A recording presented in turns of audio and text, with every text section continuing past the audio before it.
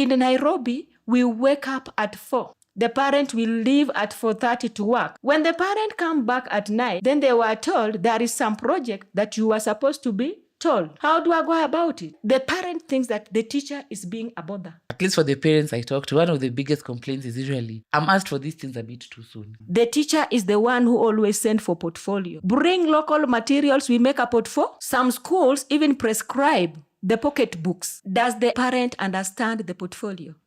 Some parents totally are not there for the CBC. Some parents, because they don't know what is happening. When a teacher asks for some cartons to make a guitar, it is needed. They don't need to blame it on the teacher that you are becoming too much.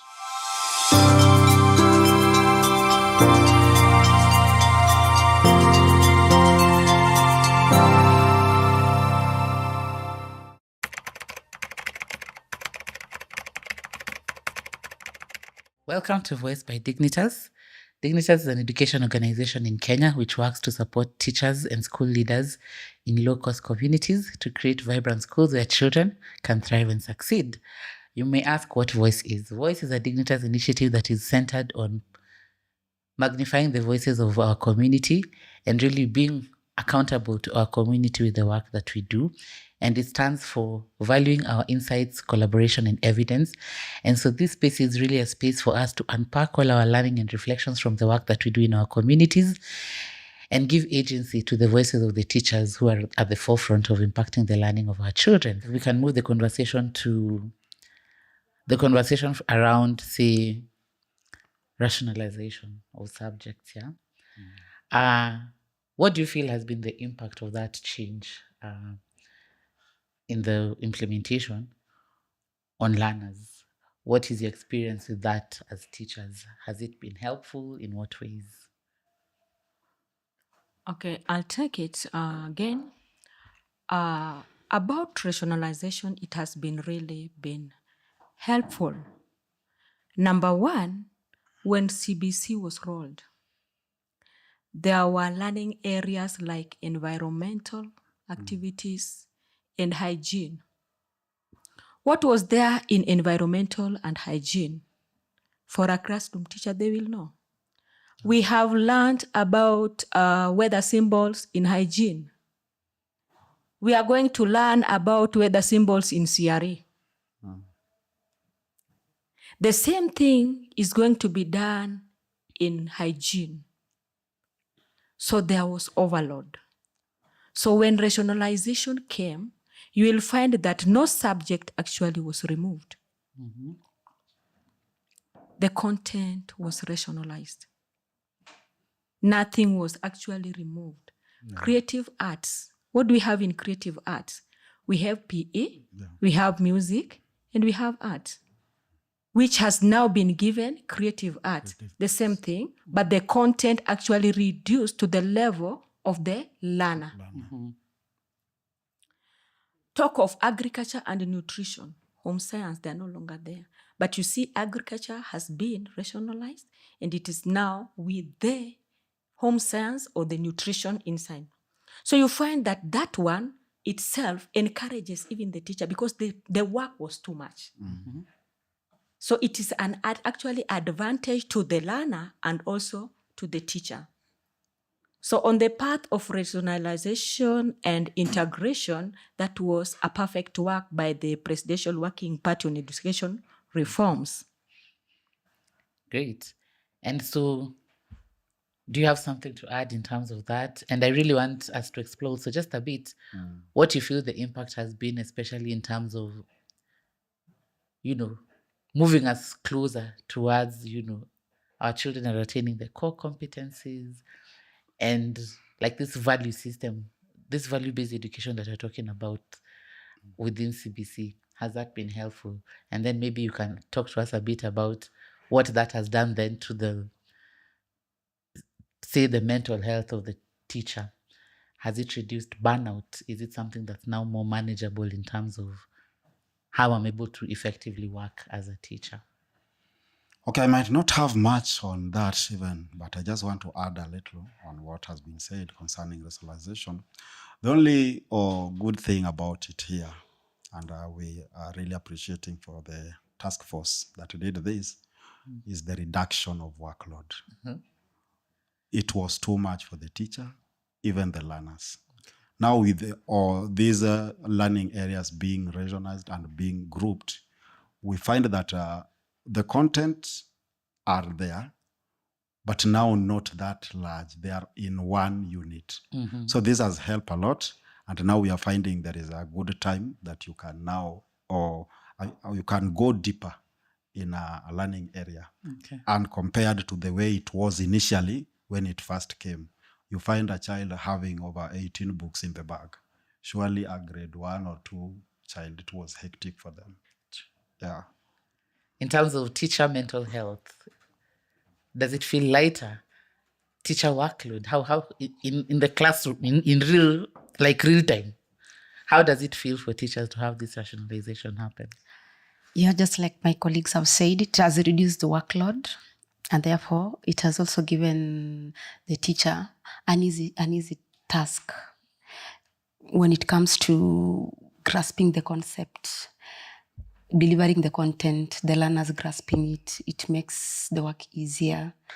You see, now the learners are able to understand it better. So the teachers are also relieved on the wide work, the workload.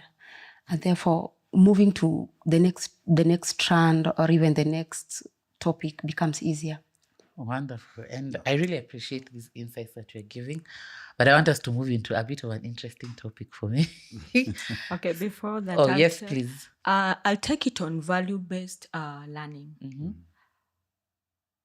When CBC was rationalized, we had 3 parts. That is value-based learning, community service, and also we have parental empowerment and involvement. Yeah. Actually, when you look at Kenya, where are our values? So the value-based learning is an added advantage. In our CBC curriculum designs, there are values, CBC values. Yeah.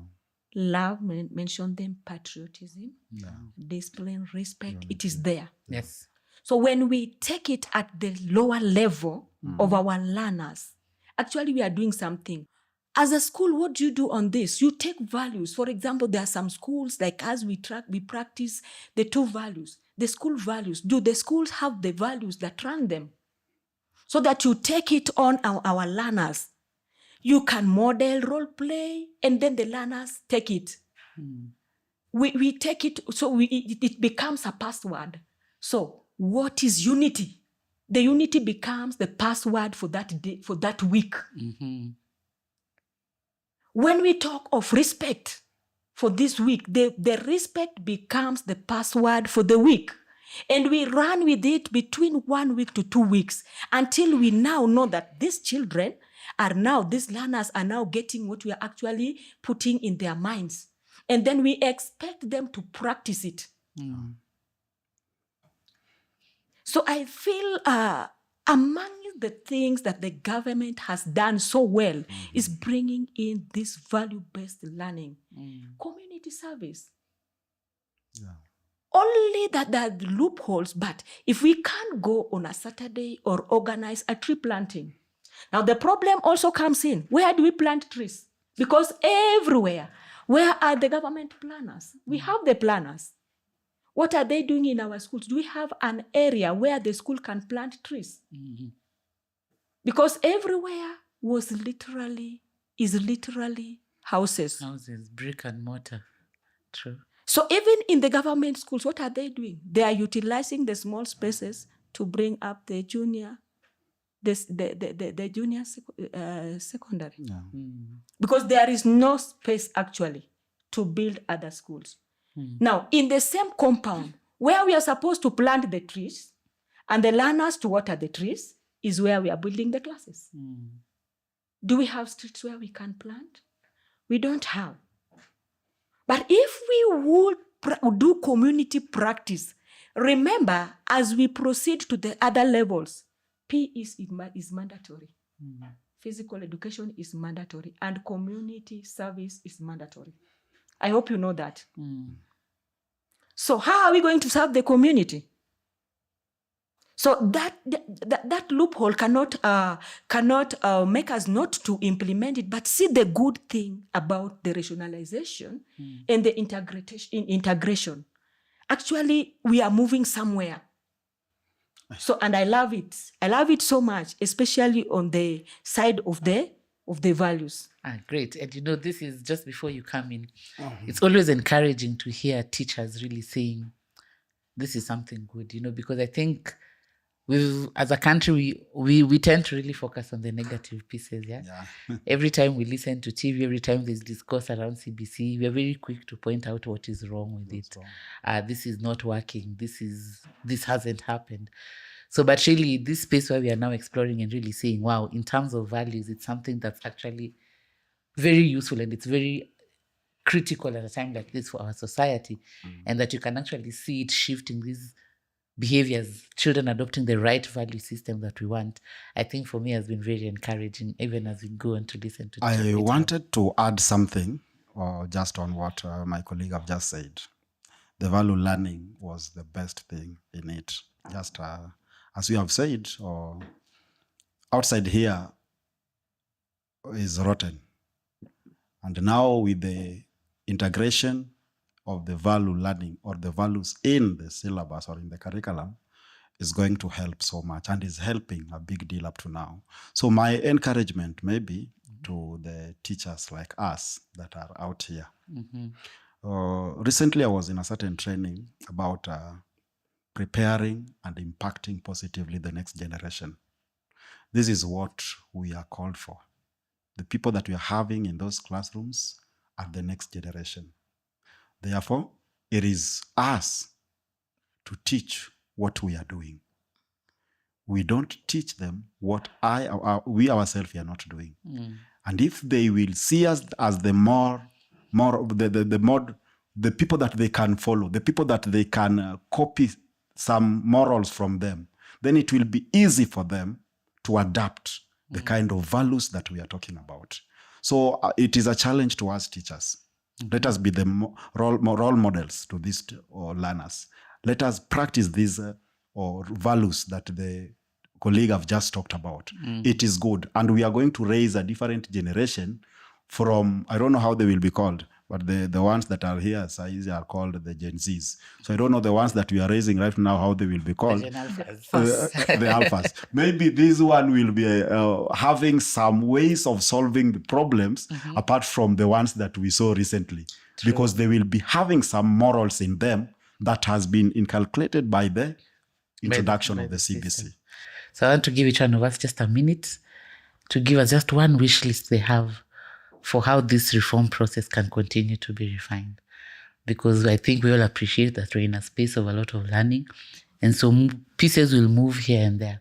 But what is your one wish list that would especially help teachers with the process of adopting and really getting into the rhythm of education reforms? One thing we can do better as a country. Just one for each one of us. We'll start here.